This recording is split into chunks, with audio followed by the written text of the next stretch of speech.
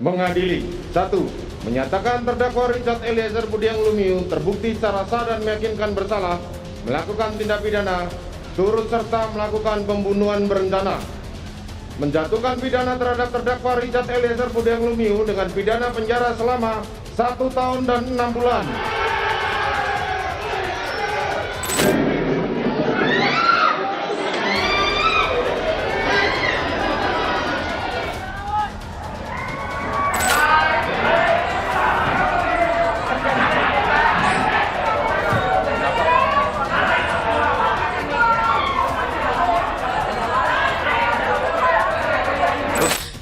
Vonis telah memberikan Richard Eliezer yaitu vonis 1 tahun 6 bulan. Biarlah almarhum Yosua melihat dari surganya Tuhan.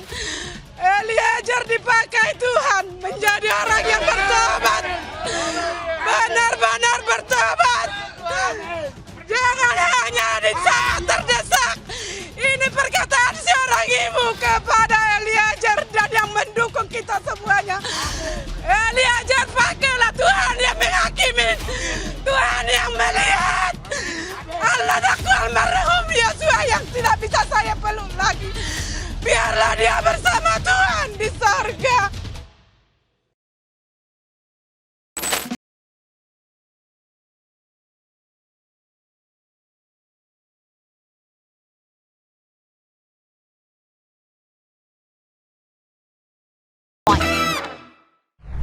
Saudara, bongkar persekongkolan, berani ungkap kebenaran dan juga junjung tinggi kejujuran. Akhirnya Richard Eliezer Budiang Lumiu mendapatkan keadilan. Kemarin vonis hakim menjatuhkan hukuman untuk Eliezer itu 1 tahun 6 bulan penjara. Sudah bersama saya di sini Roni Talapesi, ini adalah kuasa hukum dari Richard Eliezer. Bung Roni. Ya, selamat siang. Kemarin vonis hakim akhirnya 1 tahun 6 bulan penjara. Padahal tuntutan jaksanya itu 12 tahun. Jadi ini tuh sebenarnya surprise yang gak cuma pasti mengejutkan Bung Roni, tapi kita semua. Jadi itu gimana ketika kemudian vonis hakim menjatuhkan 1 tahun 6 bulan penjara, reaksi yang terjadi seperti apa? Ya, tentunya kami di luar ekspektasi ya Mbak Livi. Kami kan tidak muluk-muluk juga tuh kan. Kami berpikir kemarin tuh vonisnya di bawah 5 tahun, tetapi tidak jauh lah angkanya. Tapi ketika membacakan pertimbangan majelis hakim, kami pikir saya pribadi ya, dan bersama teman-teman berpikir bahwa ini kelihatannya vonisnya tinggi.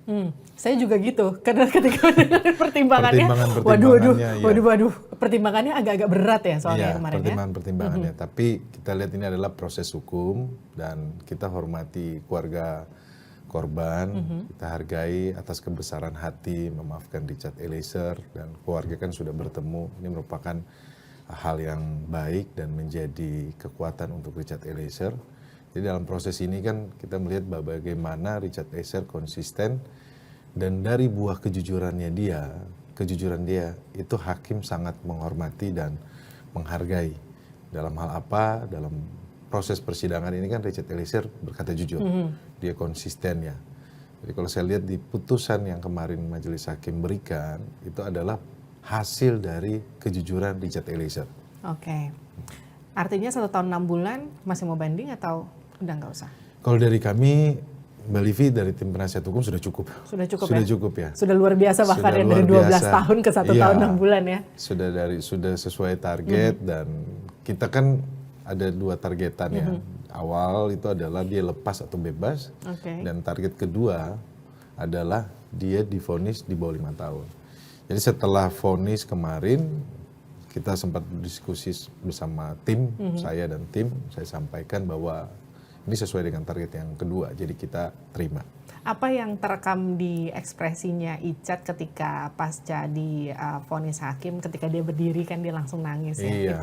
Itu mengharu biru banyak masyarakat yang menonton pasti putusan kemarin. Tapi Icat sempat ngomong nggak sih ketika setelah putusan, terus kemudian ngobrol sama Bang Roni?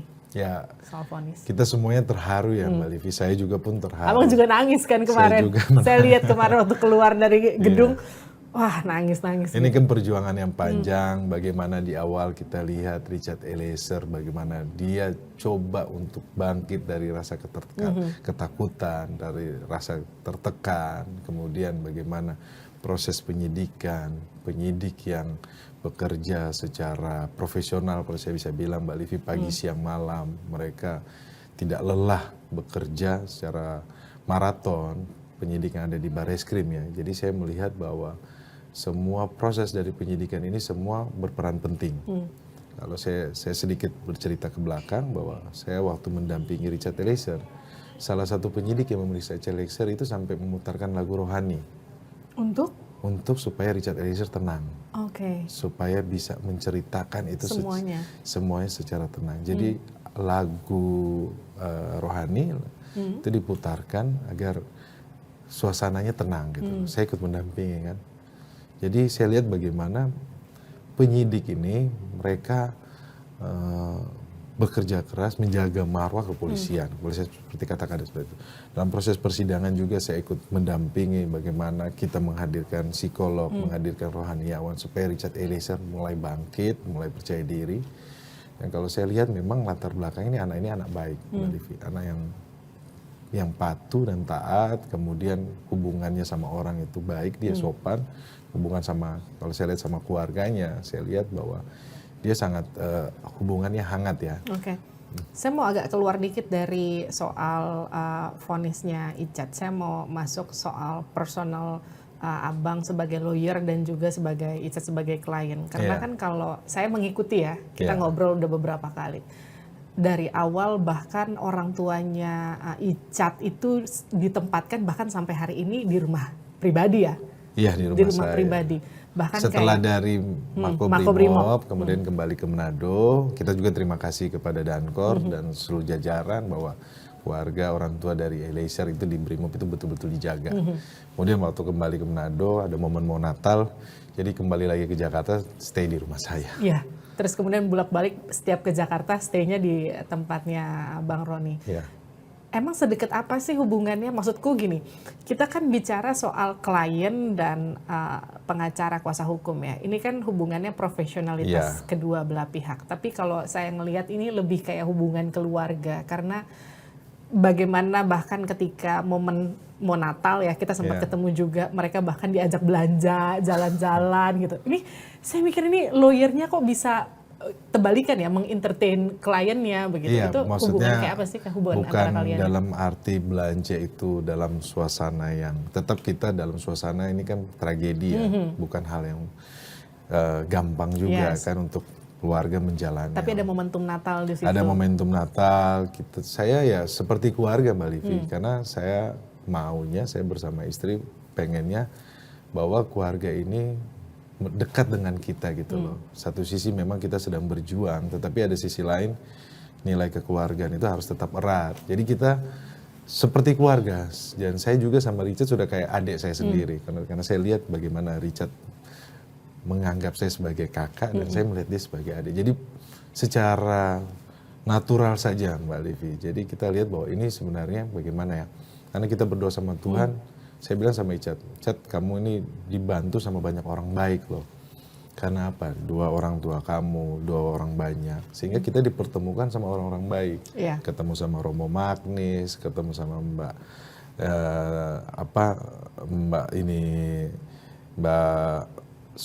Mas Reza Indragiri, terus Mbak Lisa.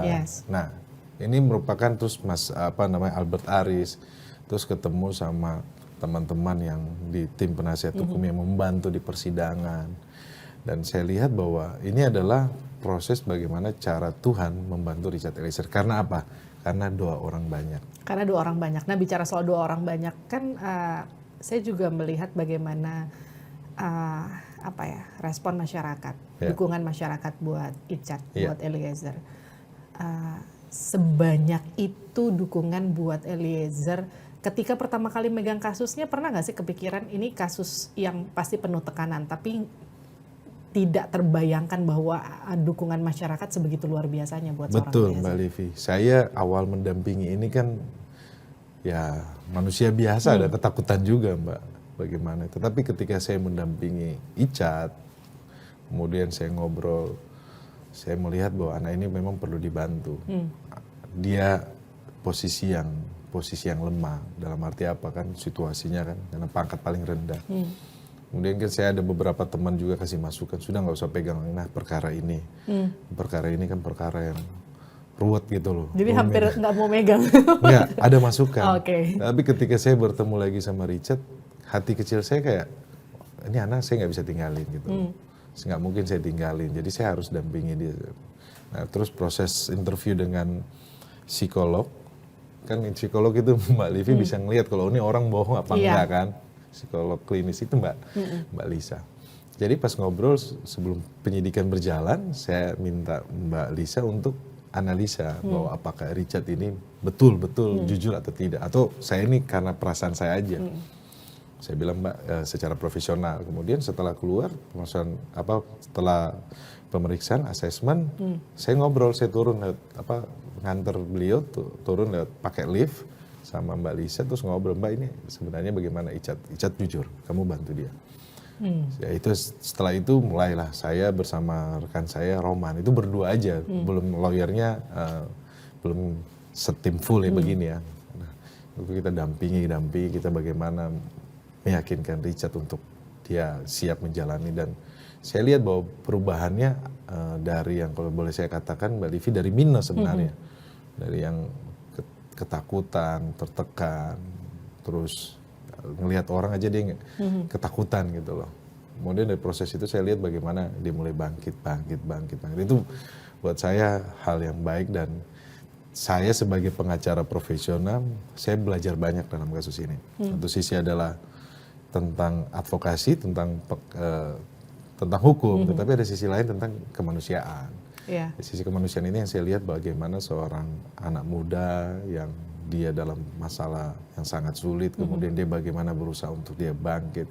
Satu sisi dia mikirin keluarganya bagaimana, kemudian kan tunangannya seperti apa. Ada kekhawatiran bahwa nanti ada apa-apa dengan keluarganya. Tetapi ya sekali lagi Mbak Livi, semuanya proses ini berjalan lancar di tingkat kepolisian. Karena saya lihat waktu itu Polri memang semangatnya satu, bahwa untuk menyelesaikan perkara ini supaya sampai ke persidangan. Kalau kemarin kan pasca putusan kita lihat antusiasme masyarakat pengunjung yang datang ke PN Jaksel itu kan luar biasa. Sampai kemudian Richard itu harus dievakuasi sama LPSK sama Jaksa juga ya kemarin itu ya. Itu apa yang terjadi? Memang itu lazim dilakukan nggak sih? Atau memang karena fenomenanya luar biasa aja? Iya, ini fenomena sebenarnya saya bilang. Jadi gerakan masyarakat yang bisa datang ini gerakan sosial, civil society kalau saya bilang. Mereka bisa datang dengan sukarela, datang untuk mendukung Richard Eliezer. Apalagi ibu-ibu, emak-emak, saya aja ditarik-tarik. Lengan saya juga, saya bilang kok ini emak tangannya kuat juga gitu. Tapi ya ini kami berterima kasih banyak atas dukungan dari semua masyarakat luas, publik yang mendukung, yang datang ke persidangan, yang mendukung melalui sosial media, kemudian tangan-tangan yang kita tidak tahu bahwa ikut juga mendukung proses ini.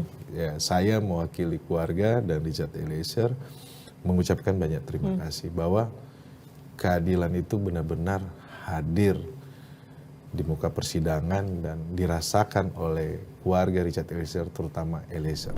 Alhamdulillah, saya tidak tahu mengapa hati saya bergembira dan bersyukur setelah membaca vonis hakim atas Eliezer ini.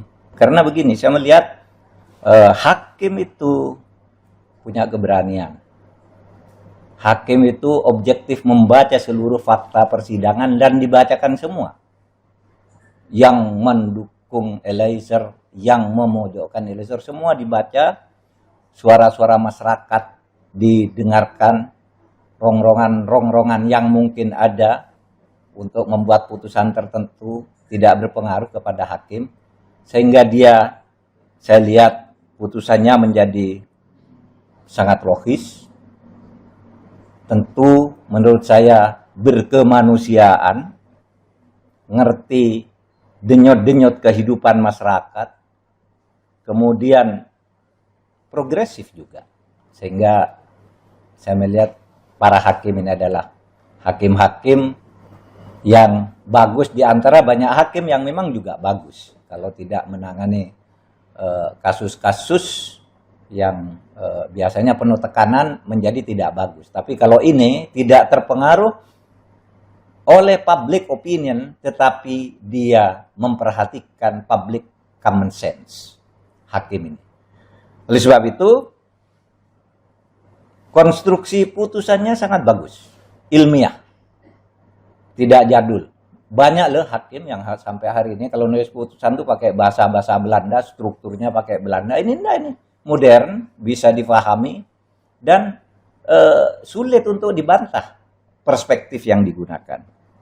Narasinya modern juga. Oleh sebab itu saya mengucapkan syukur alhamdulillah. Saya tidak ingin mempengaruhi karena ini pengadilan apakah Eliezer dan yang lain-lain mau naik banding atau apa, tetapi saya melihat putusan hakim ini hebat.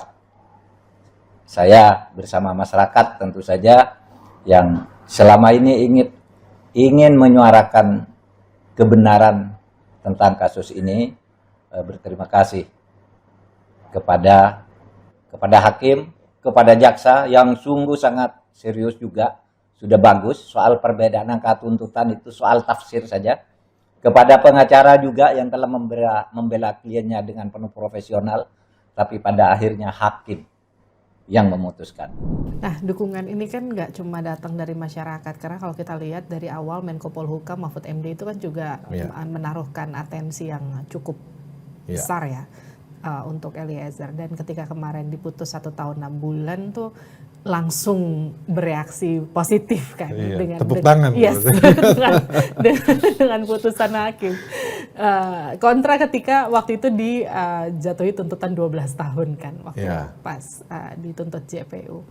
Ini gimana reaksinya megang kasus yang kita bisa bilang kasusnya seluar biasa ini sampai kemudian level Menko Polhukam ikut ngasih atensi buat kasusnya ini, jadi pressure nggak sih buat seorang Roni Talapesi? Ya, bagaimana kita bisa meyakinkan publik, Mbak Livi, itu sangat penting ya dalam pembelaan saya, karena memang saya lihat bahwa Richard dia sudah jujur dan dia mau kooperatif, dan jadi saya sebagai pengacara tidak terlalu sulit untuk bagaimana supaya meyakinkan persidangan dan meyakinkan publik, karena dari Richardnya sendiri memang saya lihat bahwa dia mau kooperatif dan dia mau membantu proses persidangan. Ya, sisi lainnya itu Mbak Livi, bahwa saya lihat bahwa ini semua berjalan, kemudian ketika kejujuran Richard Eliezer, kemudian publik ikut mendukung, kemudian dari berbagai pihak ikut mendukung, ini merupakan anugerah Tuhan kalau saya bisa bilang gitu. Mujizat lah. Ini mukjizat. Mujizat. Dari yang kita sampaikan bahwa dari awal Richard Eliezer sendiri keterangannya, kalau dibilang 4 lawan 1, belum lagi tekanan-tekanan yang dari luar. Kemudian bagaimana kita bisa membalikan ini situasi, dengan saya juga pun berdoa ya, tetapi dari tim penasihat hukum ketika salah satu contohnya strategi saya tidak mengajukan eksepsi, kemudian kita periksa saksi-saksi, semuanya saksi-saksi mencabut BAP, mengikuti keterangan Richard Eliezer. Nah ini semua proses akhirnya berjalan baik. Semalam sempat ketemu sama Pak Mahfud ya di program Satu Meja ya. Iya. Sempat ngobrol apa Pak Mahfud setelah akhirnya vonis kan? Bisa ketemu langsung? Iya, kita sebagai yang saya lihat bahwa Prof. Mahfud ini kan sebagai profesor hukum, kalau saya boleh bilang begitu ya. Ya kami appreciate.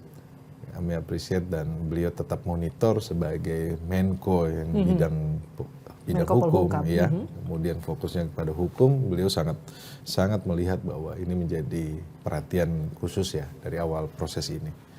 Tetapi ini kan menjadi pembelajaran buat kita agar kedepannya tidak terulang seperti ini Mbak Livi, dan juga pun antara bawahan, atasan juga pun menjadi pembelajaran ketika menerima perintah dan jangan salah memberikan perintah. Ini banyak hal yang bisa kita pelajari dalam proses ini, terutama juga pun buat Polri. Betul, itu ngomong-ngomong tadi malam kan juga ngobrol sama Pak Kadif Humas ya? Iya. Pak Kadif Humas, ini ngobrol soal bagaimana nasib Icat ke depannya, itu juga jadi pertanyaan. Kan biasanya kalau yang dipecat itu kan 5 tahun ke atas nih, Icat kan cuma 1 tahun 6 bulan, balik dong Icat jadi polisi.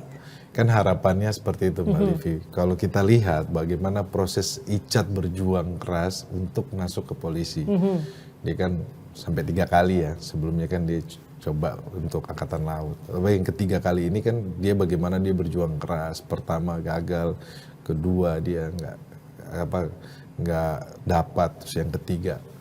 Itu kan perjuangan keras dan dia memang benar-benar mencintai Polri. Kalau yang pertama itu kalau nggak salah dia itu tesnya bukan marinir tapi tes ini pelaut kalau nggak salah. Nah yang ketiga ini perjuangannya dia kan sangat luar biasa sehingga membuat Richard Eliezer itu bagaimana mencintai Polri terutama Korps Brimob. Dan dia selalu membangga-banggakan itu. Kalau saya ngobrol kita selain ngobrol kasus kita ngobrol lah soal bagaimana pengalaman. Bagi menjadi seorang anggota Brimob, perjuangannya bagaimana. Jadi saya pikir wah kalau saya juga mungkin tidak gampang ya ketika pendidikan di Batu Kosek dikirimkan ke sana itu kan pendidikan yang tidak gampang gitu. Nah dasar kecintaan dia terhadap Polri itu terhadap Brimob kalau saya lihat bahwa ketika proses ini kan kita punya hope, harapan. Harapan dari seorang Richard Eliezer adalah kembali ke Polri dan bisa kembali ke Brimob, itu harapannya. Dan ini justru nggak bikin dia ciut ya, karena kan jangankan buat seorang Richard Eliezer, buat kita aja ngikutin kasusnya ini traumatis sekali pasti. Eliezer siap kembali betul seutuhnya ke Polri. Nanti kita akan terus dampingi ya Mbak Livi, kita akan memonitor, kita akan lihat perkembangannya, tetapi kan harapan itu kan harus kita perjuangkan kan, hope itu ya. Ketika kemarin sama Pak Kadif Humas, Pak Dedi berbicara dengan orang tuanya Eliezer, itu adalah suara hati dari seorang orang tua. Semoga ini didengarkan oleh pimpinan Polri bahwa Richard Eliezer bisa kembali bertugas dan dia bisa kembali mengabdi kepada negara. Kabarnya nunggu sidang etik ya? Yes, kalau yang semalam di di satu meja menyampaikan seperti itu. Artinya sidang etiknya akan berjalan setelah selesai masa tahanan 1 tahun 6 bulan atau di Saya tidak tahu ya masalah teknis internal ya. Tentunya kita akan menunggu dan kita ya berharap Mbak Livi. Tapi segala sesuatunya kan kewenangan dari Polri dan saya selaku penasihat hukum dari Richard Eliezer saya yakin bahwa tentunya Polri akan memberikan menjalankan ini dan memberikan sesuai dengan ketentuan dan peraturan yang berlaku. Bapak Ibu Icat justru mendukung Icat kembali jadi polisi atau justru ada khawatir karena lebih baik udahlah nggak usah jadi polisi lagi? Ya karena Icat kemauannya adalah tetap kembali menjadi anggota Polri, ya tentunya saya, keluarga saya, ya kita dukung Mbak Livi. Ya kan umur 24 tahun dengan penuh semangat mau bekerja, mengabdi kepada negara kan kita tidak bisa batasi kan. Tapi ya sambil mengalir aja. Kan ada dukungan sempat ya dari teman-temannya Icat di Batu Kosek ya, betul ya? Iya. Yang sempat datang ke persidangan ya? Iya. Nah itu sempat ngobrol-ngobrol apa tuh sama Icat? Ada nggak sih obrolan mereka sempat bisa ketemu dan ngobrol? Mereka nggak sempat bertemu. Nggak sempat ketemu. Nggak sempat bertemu tapi Richard tahu bahwa mereka hadir. Saya sampaikan. Itu membuat semangat buat Icat. Semangat buat Icat ya luar biasa. Itu satu angkatannya Richard di di pendidikan di Batu Kosek ya. Brapana Nusantara namanya. Ini kita bicara soal agak menyerempet sedikit soal tekanan dan juga soal input karena kan kalau kita bicara ini kan kasus ini bikin mau nggak mau bikin keterbelahan di tengah masyarakat, ya nggak sih? Ada yang ngerasa Icat itu nggak salah, ada juga yang ngerasa Icat itu juga salah dan semacamnya gitu. Karena Bung Roni sendiri kan ngelihatnya sebagai kuasa hukum ada nggak tekanan yang justru mengarahkan ke arah yang lebih baik? Roni ini kurang, ini tambahkan ini kayaknya poin ini kurang untuk meringankan Icat atau justru sebaliknya? Ya kita tentunya kerja tim ya. Kalau dalam situasi ada yang berpendapat pro kontra silakan saja. Itu kan hak dari setiap orang untuk berbicara ya. Tetapi kan dalam proses ini kan kita kembali kepada persidangan. Dan kemarin putusan majelis hakim yang diketuai oleh Pak Wahyu, anggota majelisnya Pak Ribut dan Pak Morgan. Kalau saya lihat itu putusannya luar biasa. Itu bisa menggambarkan seluruh dari proses peristiwa ini loh. Putusan itu jadi putusan yang adil sekali kalau saya bilang. Karena kalau saya lihat kalau putusannya jadi kemarin tuntutan itu jadi nggak berarti gitu karena semuanya dengan tuntutan. Karena kalau kita lihat kan terkait kayak eksekutor itu nggak ada. Karena saya dari awal kan saya sampaikan bahwa eksekutor itu tidak ada dalam fakta persidangan. Kemudian dia bilang saksi Icat itu pelaku utama. Fakta persidangan kan Icat bukan pelaku utama. Jadi ya itu yang buat saya lega sih ngeliatnya. Ya, mungkin orang-orang yang juga ngeliatnya, wow 1 tahun 6 bulan. Terus ngapain kita kemarin deg-degan ya mikirin bakal 12 tahun. ya, tetapi kan dalam pledoi saya itu dan tim kami sampaikan bahwa terkait dengan tugas dan fungsi dari rekan-rekan jaksa penuntut umum, kami menghargai dan kami menghormati. Ini kan berbeda pandangan. Kalau jaksa penuntut umum punya pandangan tersendiri, tentunya dalam hal ini kan mereka punya kewajiban untuk penuntutan. Kalau saya sebagai pembela tentunya saya punya pandangan yang berbeda. Tetapi kita akan melihat bahwa finalnya kan putusan dari majelis hakim. Oke, Bung Roni ini udah vonis kemarin, udah bisa tidur nyenyak belum? Ya, saya tidur nyenyak. Akhirnya tidur nyenyak. Jadi cerita dong, udah berapa lama nggak tidurnya? Ya lama sih ya. Ya proses ini kan jalan dari bulan Agustus sampai sekarang kan. Ya namanya perkara yang dibilang rumit ya.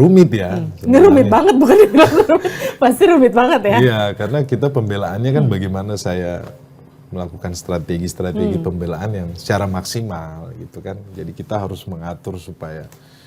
Jadi di tim itu saya sudah atur yang nanya ini. Jadi kadang-kadang tidak ketebak tim saya.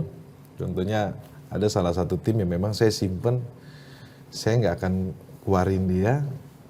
Saya akan simpen sampai agenda persidangan yang ngomong soal senjata. Oke. Karena jadi dia spesialis senjata. Ya? Nah, itu dia. Dia hobinya senjata. Terus? Ini lucu ini. Jadi ceritanya ya kita pas baca BAP soal senjata kita nggak ada yang ngerti. Udah 2 jam berdebat. Udah nggak ada yang ngerti ngomong selongsong, ngomong apa, nggak ada yang ngerti soal balistik. Jadi memang di dalam tim ini unik ya. Jadi salah satu rekan saya ini yang ikut membantu, dia memang lebih mengerti ya tentang senjata. Jadi pemeriksaan tentang balistik itu nggak kita keluarin. Tiba-tiba waktu pemeriksaan balistik baru dia muncul, dia yang lebih banyak bertanya. Jadi strategi-strategi seperti itu yang memang ya saya mengatur ya. Kemudian ada salah satu tim adalah ya cukup senior. Kemudian beliau bergabung di tengah persidangan karena kita sudah lihat bahwa situasi kok kita ini dikepung. Nah, saya sudah tahu, saya mempelajari di tim dari seberang sana bagaimana karakternya. Kemudian ketika berbicara tentang ahli pidana, beliau muncul gitu loh. Tim ini kita muncul. Jadi kita menjaga keseimbangan agar kita juga melihat bagaimana arah pembelaan dari penasihat hukum yang sebelah. Tetapi kan kita strategi saya itu kemarin bertahan sebenarnya. Jadi bukan menyerang. Bukan menyerang. Strateginya adalah bertahan. Oke. Ini kita seperti kalau di bola itu kayak di panzer gitu. Bertahan saja kan. Jadi bukan strateginya kita, karena kita melihat bahwa Richard Eliezer dia sudah konsisten, dia kooperatif, dia mau jujur. Itu yang membuat kami melihat bahwa ya kita juga harus mengikuti bagaimana supaya memperjuangkan klien kita ini secara maksimal. Oke. Bang Roni sempat hilang harapan gak sih waktu pas udah semangat dengan saksi ahli yang kita bisa katakan oke di persidangan, meyakinkan harusnya nggak cuma meyakinkan hakim tapi juga meyakinkan kita semua soal bagaimana mereka menjelaskan gitu, tapi kemudian tuntutannya 12 tahun itu sempat. Iya, kayak roller coaster. Ya. Udah naik, turun. Udah tahu, kita juga tahu ini ada undang-undang perlindungan saksi korban. Kita sudah mengajukan surat juga kepada jaksa penuntut umum. Kemudian LPSK juga kan sudah memberikan rekomendasi. Kita sudah memohon agar Richard itu dituntut paling rendah dari yang lainnya. Tapi pas Richard dituntut tinggi, tentunya saya juga pun shock ya. Drop juga. Jadi ada ngelihat Richard dia. Jadi kita saling menguatkan Mbak Livi.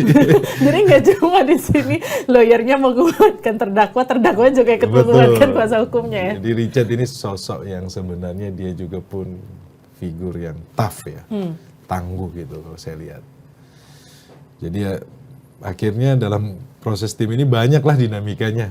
Bagaimana kita semangat, kemudian dinamika di dalam tim juga bagaimana kita menjaga. Karena kan setiap kepala kan anak hukum ini nggak usah 10 orang kumpulinnya 3 orang. Itu beda-beda itu. Berdebat semuanya kan. Jadi bagaimana saya sebagai koordinator tim, sebagai ketua tim menjaga tim ini supaya tetap solid gitu loh. Perdebatan-perdebatan yang timbul, diskusi-diskusi yang tajam itu membuat pembelaan kita bisa maksimal. Oke, Bang Roni, kasus Richard ini kan akan jadi pintu masuk kalau masyarakat bilang kembalinya keadilan di ranah hukum di Indonesia.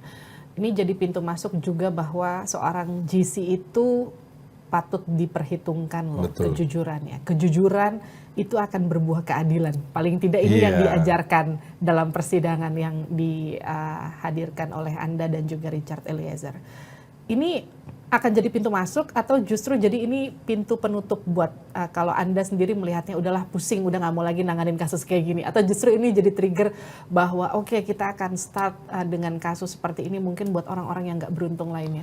Di awal saya muncul di publik, saya sampaikan kita akan memperjuangkan jalan menuju keadilan untuk Richard Eliezer. Oke. Proses ini bagaimana kita berjuang ya. Di akhir penutup, divonis, ternyata jalan keadilan itu ada. Jadi jalan menuju keadilan untuk Richard Eliezer itu ada. Jadi bicara soal vonis Richard Eliezer, ini menggambarkan bahwa keadilan untuk orang yang lemah, orang yang tidak berdaya, untuk masyarakat kecil, itu ada. Selama kita memperjuangkan dengan tekun. Berani juga ya. Berani, tekun, memperjuangkan, dan kita fokus untuk pembelaan. Jadi kan jangan ini kliennya begini, ini kita melenceng ke sini, melenceng ke sana. Jadi kliennya nggak keurus.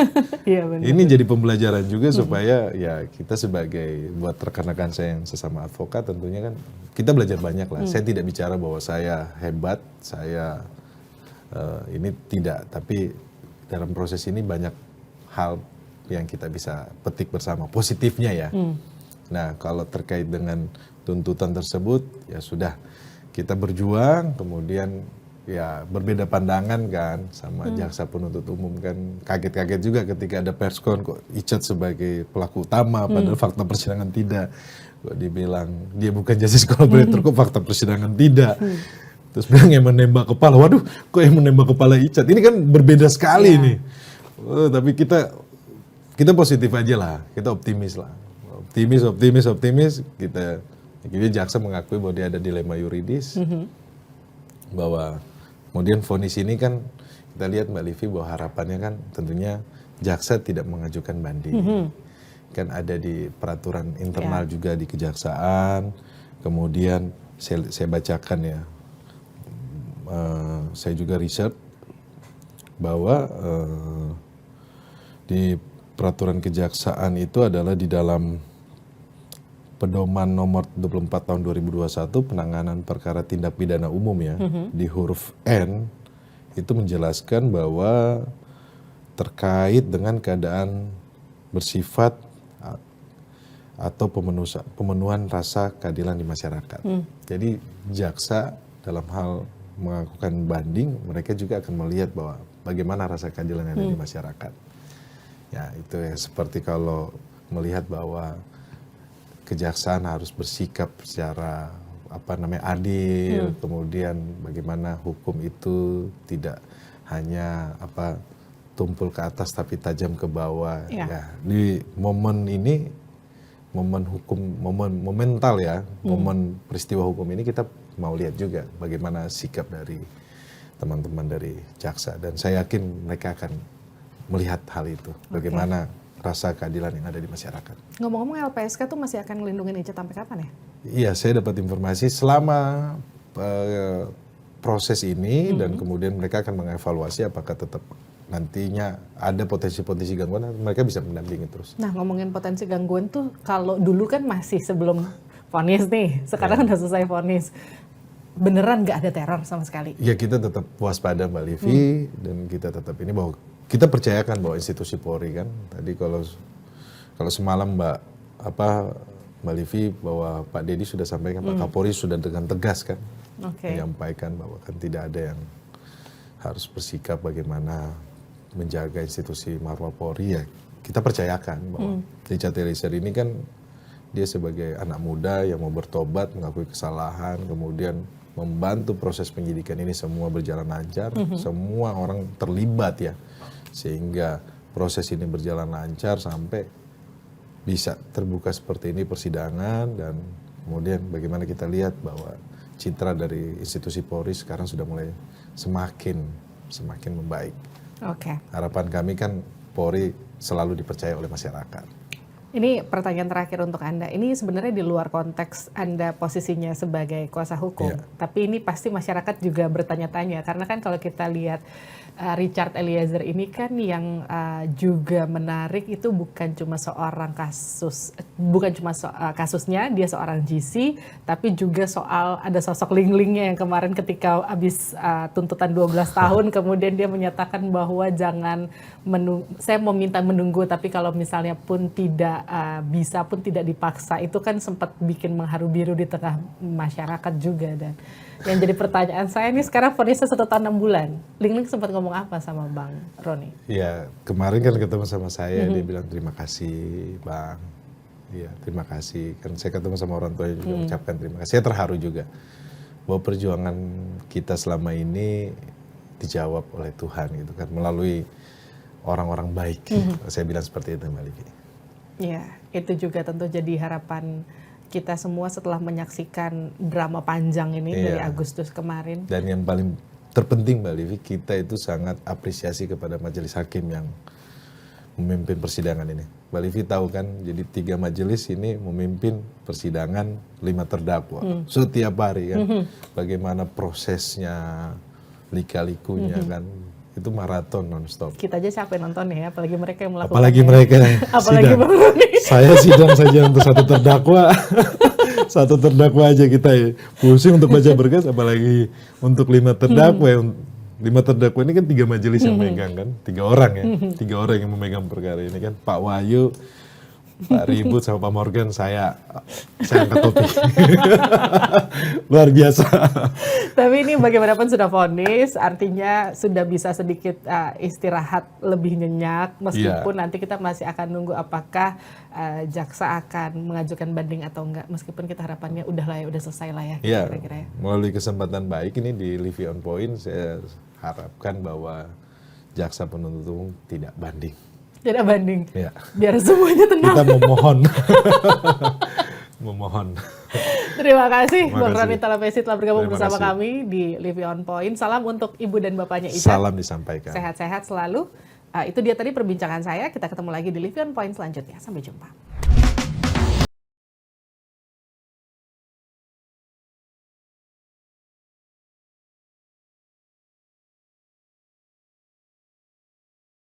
Point.